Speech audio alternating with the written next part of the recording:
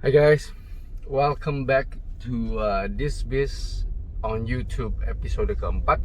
Dan gue bakalan upload ini juga di This Biz at Spotify.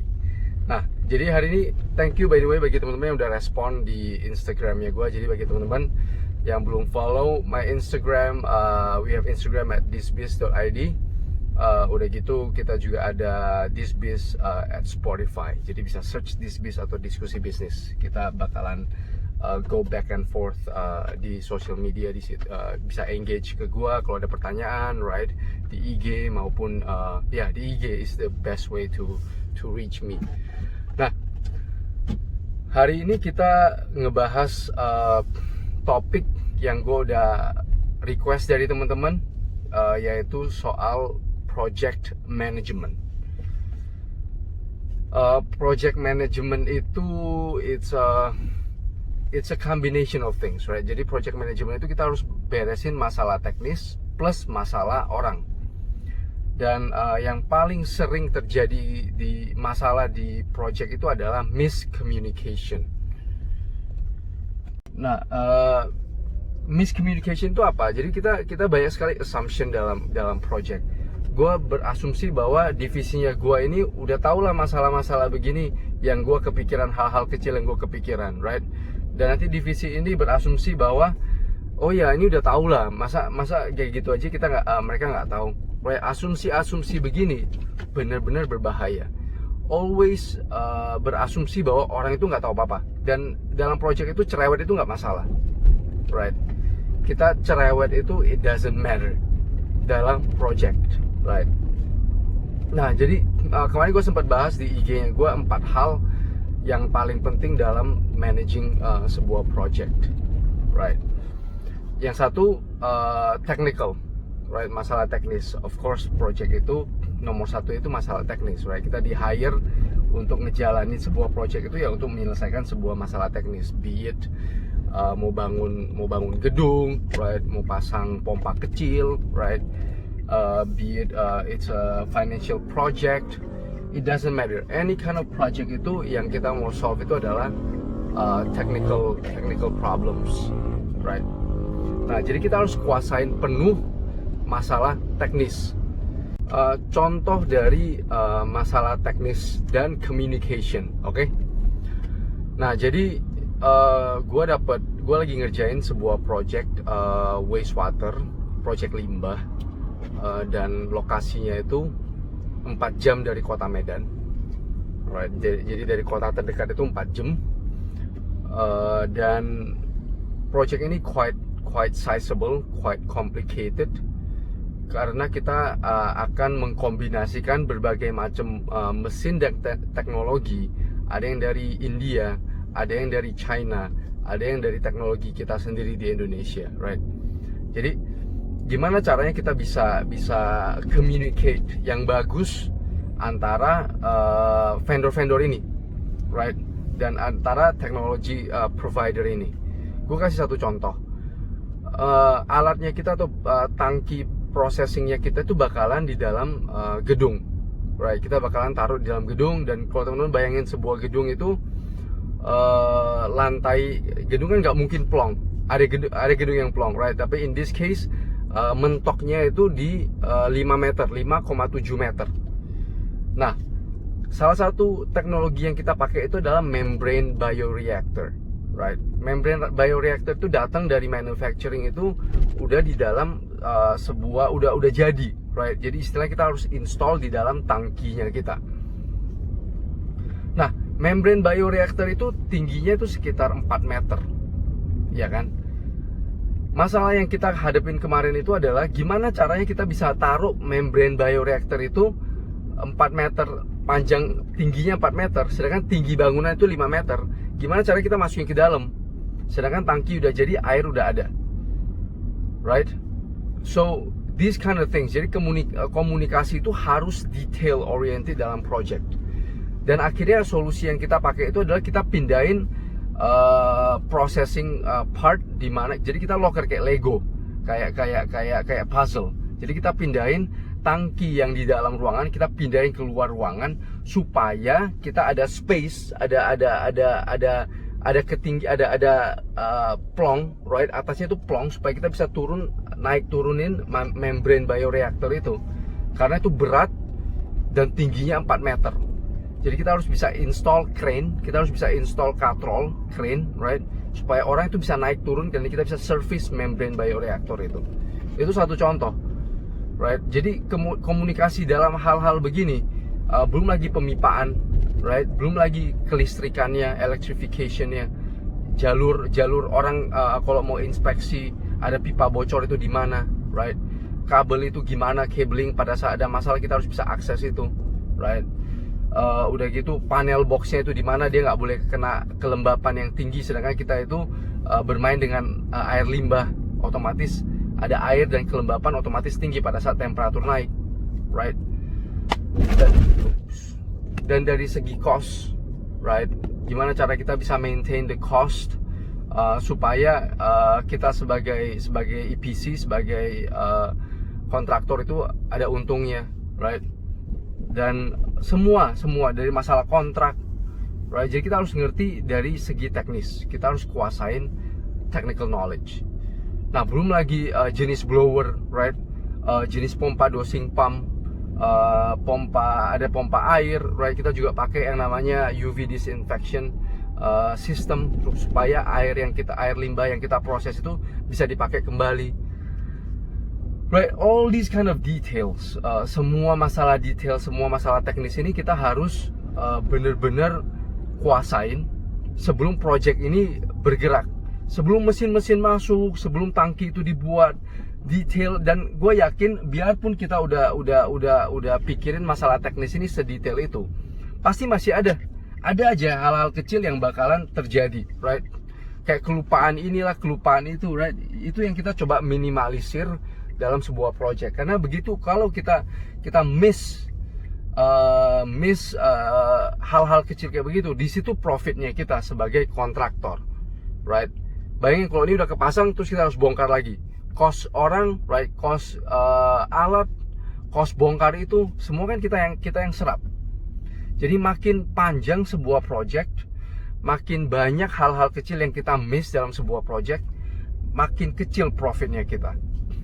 Bisa-bisa salah, rugi, right? Itu yang banyak kejadian di project-project yang nggak well managed, right? Orang-orangnya itu nggak siap, right? Salah hitung, hal-hal kayak begitu. Jadi kemampuan teknis, right? Kemampuan teknis nomor 1. Gimana kita bisa dapat kemampuan teknis itu? Ya kita harus belajar dulu di sebuah project, right? Kita harus ikut project manager yang bagus, dan kita harus kuasain craftnya kita. Jadi meskipun kita itu nggak ngerti secara komplit teknisnya, tapi kita tahu mau cari sumbernya itu di mana. Right? Kita tahu orang-orang ataupun sources yang kita harus ketemuin untuk mendapatkan jawabannya, right? So untuk bisa handle project, menurut gua teman-teman itu harus menjadi staff seorang project manager at the minimum 5 tahun sampai 7 tahun, right? Itu at a minimum, supaya kita bisa lihat, supaya kita bisa terjun ke lapangan, kita tahu masalah-masalah teknis yang kita hadapin, right? Itu satu. Gue bahas juga masalah non teknis, right? Jadi masalah non teknis itu lebih ke political approach-nya kita dalam sebuah project. Kalau owner yang turun tangan, right, itu jauh lebih enak. Dan kebanyakan gue deal dengan project-project yang ownernya langsung turun tangan, itu akan jauh lebih enak karena kita tahu dia nggak ada hidden, nggak ada interest yang lain, right? Nggak ada conflict of interest. Nah, lain cerita kalau kita handle project-project di mana kita ada project manager, udah konglomerat, right? Konglomerasi, ataupun project-project yang pemerintahan gitu-gitu, right? Gak usah naif, right? Gue paling nggak suka kita ngebahas sesuatu di channelnya Disbis itu kalau kita nggak cover sesuatu yang real di dalam kehidupan kita sehari-hari, di dalam bisnis, right? Apalagi project-project kayak begini, kalau udah involve project manager, udah istilahnya udah banyak, right? Kita nggak tahu motifnya orang itu apa. Ya untungnya untung-untungnya kalau kita hoki-hokian ketemu orang-orang yang straightforward, yang nggak ada hidden motive, right? Hidden motive contohnya apa? Kalau misalnya kita menang sebuah project, kita tender menang sebuah project, ternyata head of project manager ini udah ada deal-dealan dengan kompetitor, right? Nah, kita bakalan dikerjain habis-habisan. Nah, hal-hal non teknis begini kita harus bisa menginvestigasi, right? Kita harus bisa jadi kayak detektif. Kita harus bisa mengkorek semua informasi. Caranya gimana? Yang ngomong, ask questions, right? Tanya, ngomong, dan kita itu harus jeli, right? Kita itu harus punya naluri. Nah, lagi-lagi gimana kita bisa jeli dan dapat naluri kayak begini? Lah, kita harus ikut orang-orang yang udah biasa ngejalanin project 5-10 tahun. Kita harus bekerja di bawah mereka 5-10 tahun untuk bisa mendapatkan naluri kayak begitu. So we know, oh iya, ternyata si ini udah ngomongan sama si ini, sedangkan kita yang menang. Nah, kita harus pegangnya siapa nih, right? Kita harus baik-baikin ini siapa ini, right? Things in this kayak project-project kayak begitu, itu bener-bener so many factors come into play, right? Nggak semuanya begitu, right? Nggak semuanya begitu. I'm not saying that semua orang itu punya hidden motive. Not everyone, not every project. Tapi sial-sialnya kalau teman-teman ketemu project kayak begitu, you have to be ready, right? Kita harus tahu, kita harus bisa main politik. Siapa yang harus di sisinya kita, right? Siapa yang kita nggak boleh salah ngomong, right? Siapa yang bisa support kita kalau ada masalah, right? Things in this nature, right? Jadi non teknis ini kita harus kuasain, right? Belum lagi kalau teman-teman hadapin yang kita kalau antar barang ke mana ketemu preman setempat, right? Yang punya andil di sebuah project, right? Jadi hal-hal kayak begitu kita harus siap dan kita itu nggak boleh naif. Jadi sebelum teman-teman terima project itu, kalau bisa ini semua kita udah kuasain.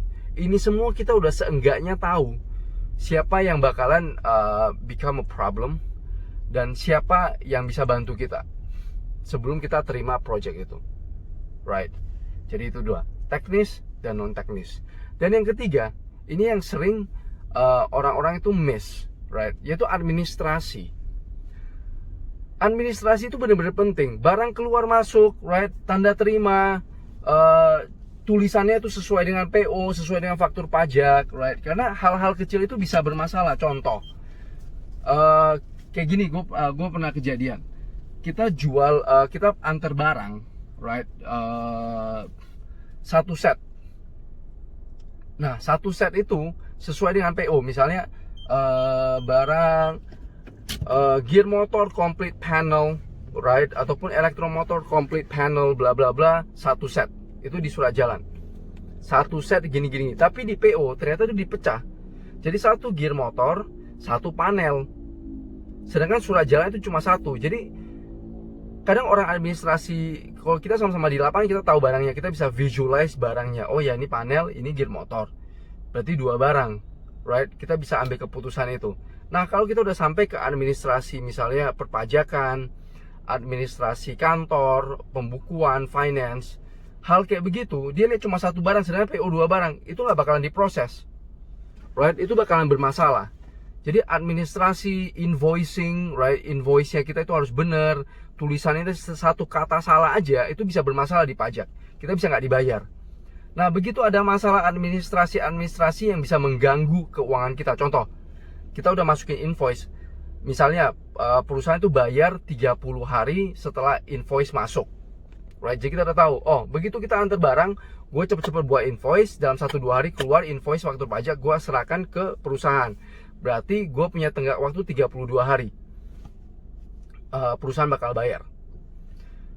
Begitu kita masuk, perusahaan proses seminggu kemudian, salah ini, tolong direvisi dong. Balik lagi ke kantor kita, minimum direvisi segala macam, mau habis 2-3 hari lagi, kita masukin lagi. Berarti kita udah hilang 2 minggu punya cash flow. Right? Yang mestinya kita dapat uang 30 hari untuk masuk lagi ke project kita, misalnya butuh beli barang A nih. Ya kan, kita udah atur nih. Keuangan kita begitu masuk 30 hari ini, kita udah punya uang untuk beli barang A. Barang A ini bakal disuplai ke project ini. right? Jadi itu untuk fund the project, right? Pembuka cash flow ini tuh bantu projectnya kita, untuk jaga cash flow-nya kita. Begitu kita lupa, barang A ini mundur 2 minggu, right? Mundur 2 minggu. Barang A kalau nggak kepasang, barang B itu nggak bisa kepasang, makin mundur. Nah, keuangan kita tuh makin tertahan, cash flow-nya kita tuh makin mandek. Kenapa? Administrasi itu luar biasa penting, right? Salah kata dikit, salah set unit, kadang satu unit, satu piece, satu EA, right? Hal-hal kayak begitu itu bisa mengganggu cash flow-nya kita. Kenapa gue selalu perhatiin itu, dan gue selalu marah-marah ke staff admin gue kalau ada kesalahan-kesalahan konyol kayak begitu. Karena efeknya itu bakal mengganggu cash flow-nya kita yang penting untuk si project, right? Jadi kita udah bahas 3: technical knowledge, non-teknis, administrasi. Dan yang keempat itu medan perang, right? Logistik. Jadi kita harus tahu project kita itu aksesnya itu gimana. Ada premannya kah, right? Ada PS-nya kah, right? Siapa PS-nya, siapa premannya, right? Apakah jalanan itu rawan atau enggak, right? Jalanannya sempit atau gede, apakah kontainer itu bisa masuk atau enggak, right? Jadi semua medan perang itu kita harus kuasain, right? Jadi kalau teman-teman lihat film-film perang-perang zaman dulu, right? Ada yang namanya, ataupun sekarang, right? Ada yang namanya intelligence gathering, ada yang namanya scout, right? Jadi pertama intelligence gathering, intel masuk dulu, lihat segala macam, terus dikirim lagi scout sebelum infantry masuk, sebelum yang heavy, right? Sebelum yang pasukan utamanya itu masuk. Jadi scout sama intelligence gathering untuk menguasai medan perang itu juga benar-benar crucial. Bayangin kalau kita gak scout ataupun intelligence gathering, kita itu sampah, right? Jalanan yang mestinya gak bisa masuk kontainer, kita gak tahu bahwa kita bisa nih, jadi kita masukin semua barang ke satu kontainer, mendadak udah mau sampai ke tempat, gak bisa masuk truknya. Apa gak konyol, right? Siapa yang mau bongkar, right? So things in that nature, kita harus bisa kuasain medan perang sebelum kita masuk. Itu semua, right? Itu semua itu kita udah harus perhatiin sebelum kita terima project itu, sebelum kita deal-dealan sama bos untuk sebuah project, right? So ya itu sih menurut gue yang gue sering hadepin dari pengalaman gue dalam project management. Teman-teman harus pay attention to those 4 factors. Kalau ada komen, right, ataupun teman-teman butuh topik yang lain, ada yang nggak jelas, please comment on this video di YouTube, ataupun go to my Instagram, right? DM gue di Instagram, dan kalau gue ada waktu, gue bakal bahas, definitely. And of course, jangan lupa subscribe, like, share to support this channel. Siapa tahu, ini gue mau coba peruntungannya gue, right? Bukan cuma untuk membantu teman-teman, bukan cuma untuk share. Siapa tahu, right? Gue kalau udah gede, gue bisa dapat uang jajan dari this YouTube channel, right? To sustain this channel. Okay, help me out guys. See you guys at the next episode.